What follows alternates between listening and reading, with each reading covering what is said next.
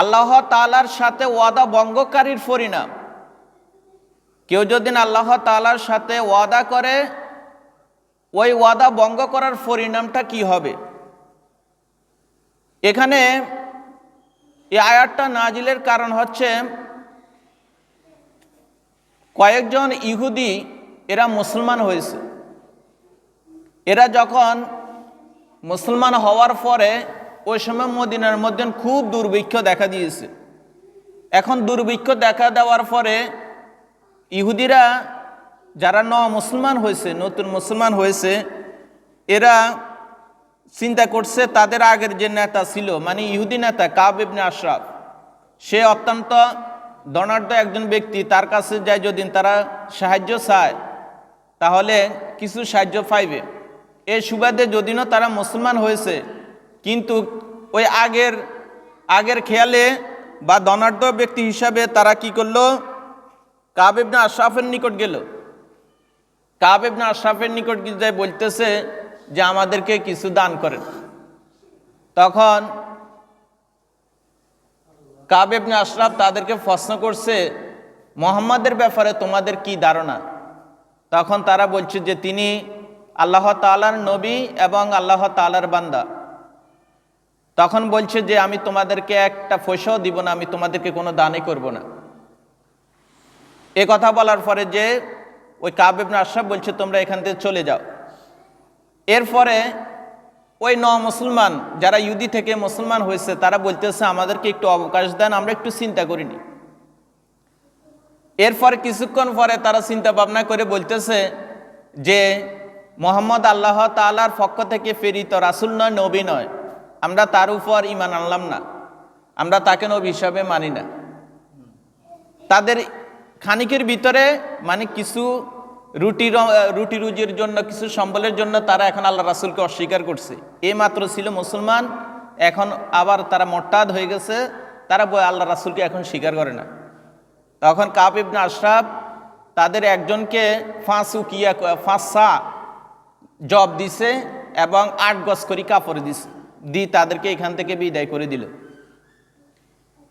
তখন আল্লাহ তাআলা এই আয়াত নাজিল করে জানাই দিয়েছেন যে যারা আমানত, মানে যারা আল্লাহ তাআলার সাথে ওয়াদা করছে, ওয়াদা বলতে মানে ঈমান নিয়ে আসছে, আনার পরে আবার এই ঈমানটাকে তারা ছাড়ি দিয়ে আবার কুফরি হয়ে গেছে, আবার মোরতাদ হয়ে গেছে, তাদের পরিণামটা কি?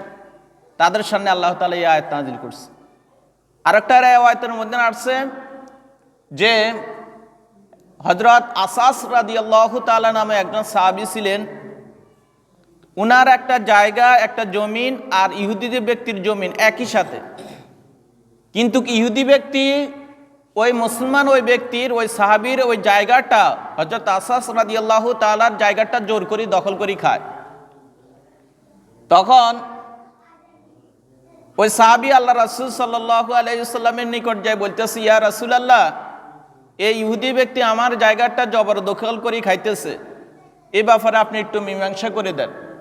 তখন আল্লাহ রাসূল ওই সাহাবীকে প্রশ্ন করছে যে এই ব্যাপারে তোমার কোনো প্রমাণ আছে কিনা?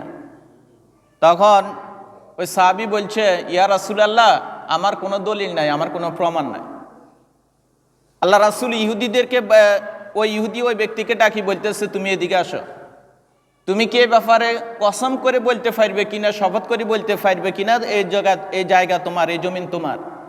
তখন সে বলছে, হ্যাঁ আমি শপথ করে কসম করে বলতে পারবো। তখন হযরত আসাস রাদিয়াল্লাহু তাআলা বলতেছে, ইয়া রাসূলুল্লাহ, তাকে যদি না আপনি সুযোগ দেন তাহলে সে মিথ্যা কসম করে, মিথ্যা শপথ করে তো সে আমার জায়গাটা নিয়ে যাবে। তখন তো আমি প্রকৃত হকদার হিসাবে, আমি প্রকৃত জমির মালিক হিসাবে আমি তো জায়গা থেকে বঞ্চিত হব। তখন আল্লাহ তাআলা এই আয়াত নাজিল করে জানাই দিয়েছে, হে রাসূল, আপনি এই কাজ করবেন না, এরা মিথ্যার আশ্রয় নিয়ে এরকম করে ফলাইতে পারে। এই কথাটাই আল্লাহ তাআলা বলছে, ইন্নাল্লাযীনা ইয়াশতারুনা বিআহাদিল্লাহি, নিশ্চয় যারা আল্লাহ তাআলার সাথে প্রতিশ্রুতি বিক্রি করে দেয়, ওয়া আইমানিহিম, এবং তারা শপথ করে, ওই শপথটা ভঙ্গ করে দেয়, সামানান কলিলা, অল্প দামে। ওই আগে প্রথম যে কথাটা বলছিলাম, ইহুদি যে দুই ব্যক্তি মুসলমান হয়েছে, মুসলমান হওয়ার জন্য ওই রুটি আর আটার জন্য কাব ইবনে আশরাফের নিকট কসম করে বলছে যে আমরা কসম করে বলতেছি মোহাম্মদ আল্লাহ তাআলার নবী নয়। এর আগে কিন্তু তারা ঈমান আনছে। এই কারণে আল্লাহ তাআলা এই কথা বলছে ওয়াইমানিহিম সামানান কলিলা, এরা মানে শপথ করে, মানে সামান্য টাকা পয়সার জন্য, সামান্য কিছু সম্পদের জন্য কসম করে বলতেছে যে আল্লাহ রাসূল কোনো নবী না। এই কারণে আল্লাহ তাআলা বলতেছে, এই কথাটা আমাদেরকে বলছে তোমরা আল্লাহ তাআলার শপথকে এভাবে অল্প দামে বিক্রি করে দিও না, অল্প মূল্যে কিছু পাওয়ার জন্য, দুনিয়ার কিছু স্বার্থের জন্য এভাবে আল্লাহ তাআলার নামে শপথ করি নিজেদের ঈমান আমল এগুলা কোনো কিছু নষ্ট করে দিও না। আল্লাহ রাসূল সাল্লাল্লাহু আলাইহি ওয়াসাল্লাম বলেছেন কিয়ামতের দিন আল্লাহ তাআলা তিন ব্যক্তির সাথে কথা বলবেন না, তার দিকে দৃষ্টিপাত করবেন না, তাকে ক্ষমাও করবেন না, তাকে পবিত্র করবেন না। এক নম্বর হচ্ছে যে ব্যক্তি আল্লাহ তাআলার নামে মিথ্যা শপথ করে পণ্য বিক্রি করে, আল্লাহ তাআলার নামে মিথ্যা শপথ করে পণ্য বিক্রি করে। দুই নম্বর হচ্ছে যে ব্যক্তি দান করার পরে সেটা প্রকাশ করে দেয়। তিন নম্বর হচ্ছে যে ব্যক্তি টাকটুর নিচে কাপড় পরিধান করে। এই তিন ব্যক্তিকে কিয়ামতের দিন আল্লাহ তাআলা তার সাথে কথা বলবেন না, তার দিকে রহমতের দৃষ্টি দিবেন না এবং তাকে পবিত্র করবেন না, মানে তাকে জাহান্নামের মধ্যে নিক্ষেপ করবে, তার আযাব থেকে তাকে ক্ষমা করবেন না। তাহলে তিন ধরনের ব্যক্তির ব্যাপারে আমাদের খেয়াল রাখতে হবে। তিন ধরনের ব্যক্তিকে আল্লাহ তাআলা কিয়ামতের দিন তাদের সাথে কথা বলবেন না, তাদের দিকে রহমতের দৃষ্টি দিবেন না এবং তাদেরকে পবিত্র করবেন না। এক নম্বর যে টাকনুর নিচে কাপড় পরিধান করে, দুই নম্বর যে মিথ্যা শপথ করে পণ্য বিক্রি করে, তিন নম্বর যে দান করার পরে প্রকাশ করে দেয়। এই তিন ব্যক্তি আমাদের এই ব্যাপারে জানা থাকতে হবে যে তিন ব্যক্তির সাথে কিয়ামতের দিন কঠিন আল্লাহ তাআলার সাথে সে সম্মুখীন হইতে হবে। এ কারণে আল্লাহ তাআলা বলতেছেন ওই ইহুদিরা যে কাজটা করছে, এরা ওই সামান্য টাকা পয়সার জন্য আল্লাহ রাসূলের সাথে ওই কাব ইবনে আশরাফের নিকটে কথাগুলো বলছে, আল্লাহ রাসূলকে নবী হিসেবে মানে না এবং কসম করে বলতেছে। এই কসম করি তারা বলতেছে, এই কসম করি বলার কারণে আল্লাহ তাআলা এই আয়াত নাযিল করে বলে দিয়েছে যারা এই রকমের কাজ করবে এদের পরিণামটা কি হবে।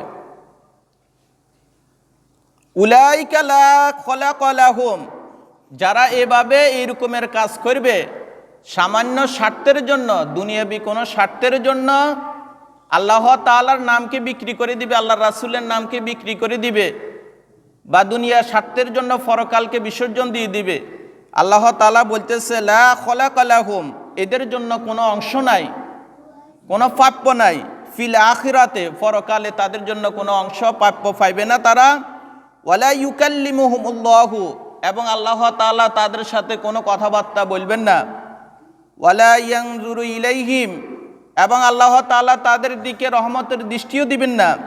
ইয়াউমাল কিয়ামাতে, কিয়ামতের দিন আল্লাহ তাআলা তাদের দিকে কোনো রহমতের দৃষ্টি দিবেন না। ওয়ালা ইউযাক্কিহিম, এবং তাদেরকে ফুত পবিত্র করবেন না। ওয়ালাহুম আযাবুন আলীম, আর তাদের জন্য রয়েছে যন্ত্রণাদায়ক শাস্তি।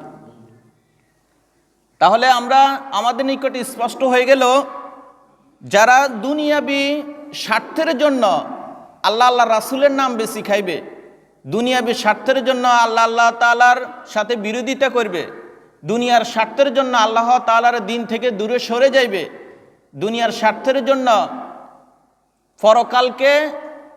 পরকালের চেয়ে দুনিয়ার জীবনকে বেশি প্রাধান্য দিবে, আল্লাহ তাআলা স্পষ্টভাবে তাদেরকে জানিয়ে দিয়েছেন এদের সাথে আল্লাহ তাআলা কোনো কথা বলবেন না, এদের দিকে রহমতের দৃষ্টি দিবেন না এবং এদেরকে পবিত্র করবেন না। তাহলে চিন্তা করেন কত ভয়াবহ হবে ওই দিন। এত কঠিন মুহূর্তে যদি আল্লাহ তাআলা আপনার প্রতি রহমত না করে, আপনার দিকে যদি না তাকায়, আপনার প্রতি অনুগ্রহ দয়া না করে, ওই দিন আর কোনো নিস্তার থাকবে? কোনো নিস্তার থাকবে না। সেদিন আর বাঁচার কোনো সুযোগ নাই। এই কারণে তার পরিণামটা কি হবে? ওয়ালাহুম আযাবুন আলীম, তার জন্য থাকবে যন্ত্রণাদায়ক শাস্তি। কঠিন শাস্তি তার জন্য অপেক্ষা করবে। তাহলে আজকের আলোচনা থেকে আমাদের নিকট স্পষ্ট হয়ে গেল, কেউ আল্লাহ তাআলার সাথে যদি কি তো ওয়াদা করে, ওয়াদা বলতে মানে ইমান আনছে, ইমান আনার পরে যদি মিথ্যা কসম করে, মিথ্যা শপথ করে বলে যে আমি আল্লাহ রাসূলকে মানি না, দুনিয়াবী স্বার্থের জন্য বা দুনিয়াবী অন্য কোনো স্বার্থের জন্য যদি আল্লাহ তাআলা এবং আল্লাহ রাসূলকে অস্বীকার করে, দিন ধর্ম থেকে দূরে সরে যায়, পরকালে তাদের অবস্থা পরিণাম অত্যন্ত ভয়াবহ হবে। আল্লাহ পাক আমাদের সকলকে বুঝার এবং আমল করার তৌফিক দান করুন, আমিন। ওয়া মা তৌফিক ইল্লা